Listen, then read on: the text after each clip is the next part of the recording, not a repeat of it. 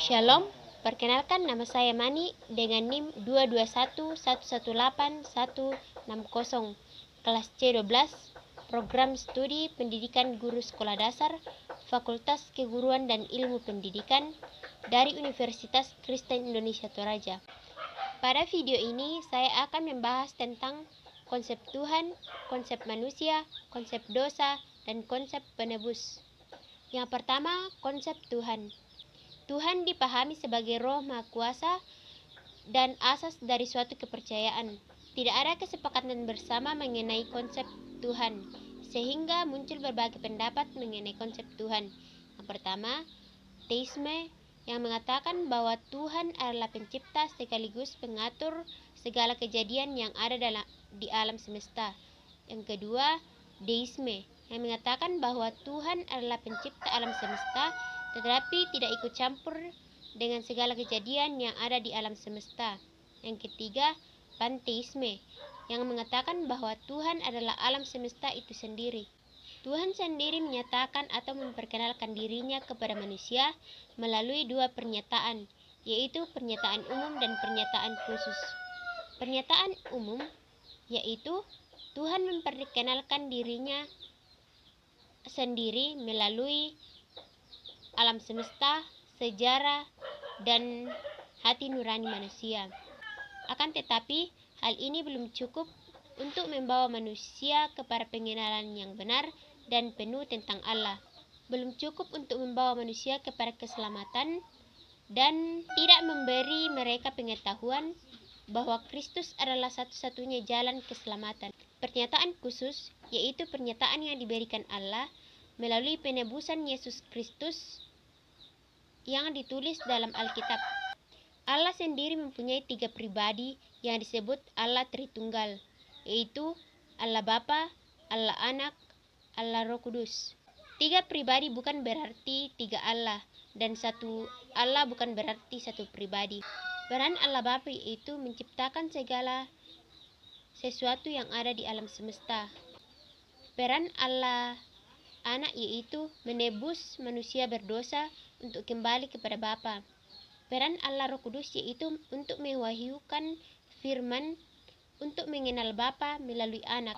Yang kedua yaitu konsep manusia. Yang pertama, manusia menurut budaya orang Toraja. Toraja dikenal dengan adat dan kebudayaannya yang diwariskan dari nenek moyang mereka.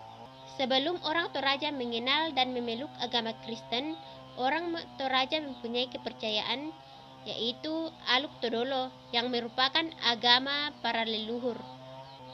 Menurut Aluk Todolo, Puang Matua atau Sang Pencipta menurunkan Aluk yang dinamakan Sukaran Aluk. Bersamaan dengan itu diciptakan juga manusia yang menurut Aluk Todolo melalui beberapa tahap. Yang pertama, Datuk Lauku yang lahir di langit melalui Saung Sibarung sebagai pemangku Sukaran Aluk. Yang kedua, kelahiran Puang Adang sebagai pemangku Maluangan Batang atau kepemimpinan yang dibekali dengan kecerdasan. Yang ketiga, Pande Pong Kambuno Langi diciptakan melalui Saung Sibarung dengan keahlian tukang dan keterampilan. Yang keempat, Patong Kalembang sebagai nenek manusia terakhir di atas langit sebagai matutu ina atau pengabdi. Dari tahapan kelahiran manusia tadi menjadi dasar pelapisan sosial masyarakat yang ada di tanah Toraja.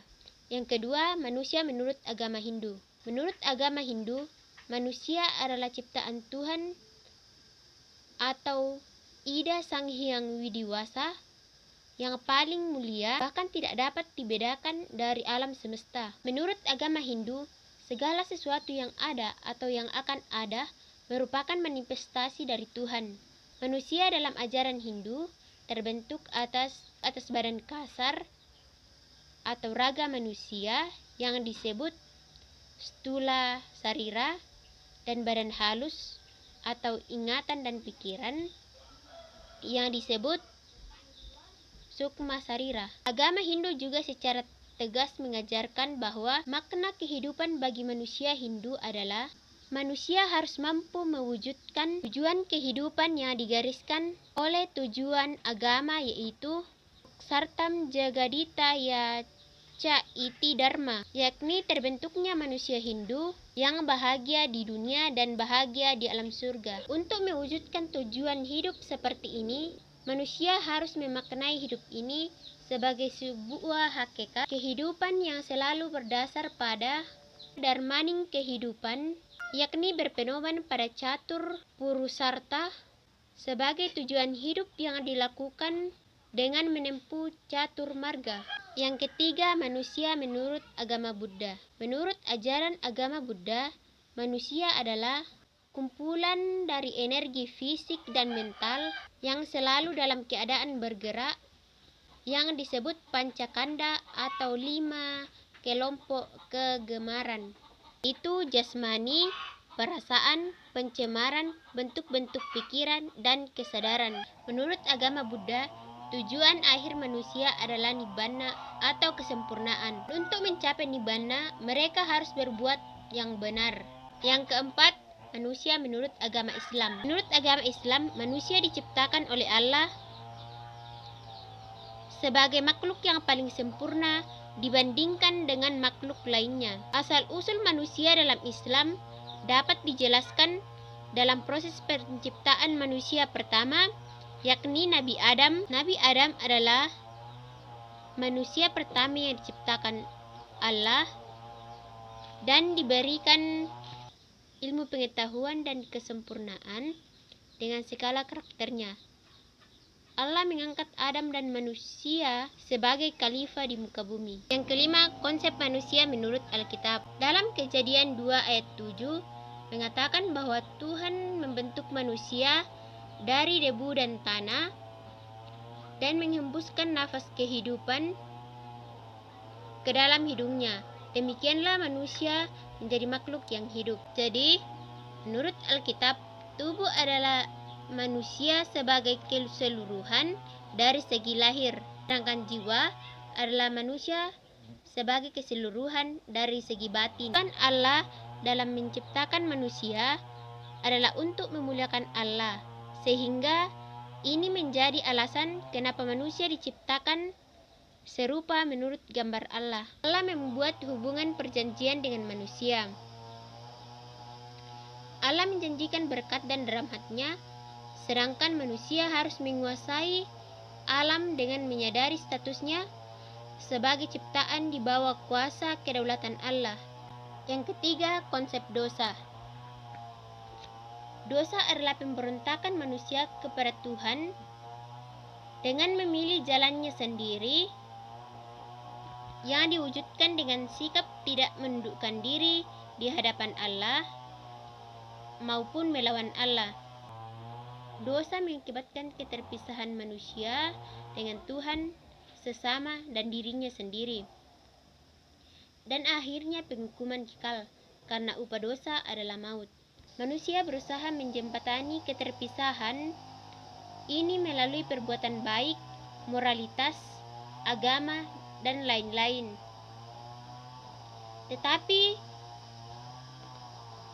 tidak ada yang cukup untuk membuatnya selamat serta kembali memuliakan dan mencerminkan Tuhan. Yang keempat, konsep penebus. Karena kasih Allah yang begitu besar bagi umat manusia, sehingga Ia mengutus putranya yang tunggal, yaitu Yesus Kristus, turun ke dalam dunia. Ia menjadi sama seperti manusia tetapi tidak berdosa. Ia kemudian mewakili dan menanggung hukuman atas dosa manusia dan mati di atas kayu salib. Penebusan Yesus Kristus di atas kayu salib telah menjembatani jurang pemisah antara manusia dengan Tuhan. Ketika Tuhan Yesus Kristus mati di atas kayu salib dan kemudian bangkit kembali, Ia telah membayar hukuman yang seharusnya dijatuhkan atas manusia karena dosa. Paulus mengatakan, sebab kamu telah dibeli dan telah dibayar lunas. Karena itu, muliakanlah Allah dengan tubuhmu. Dan keselamatan pribadi akan terjadi ketika seseorang bertobat dan percaya kepada Yesus Kristus sebagai juru selamatnya.